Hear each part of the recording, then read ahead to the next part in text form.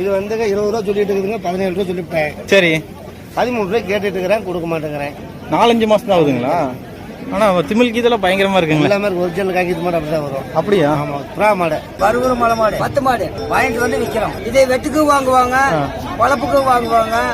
விவசாயத்துக்கு மாடு எல்லாம் 15,000 வருங்க. 15,000. ஆமாங்க.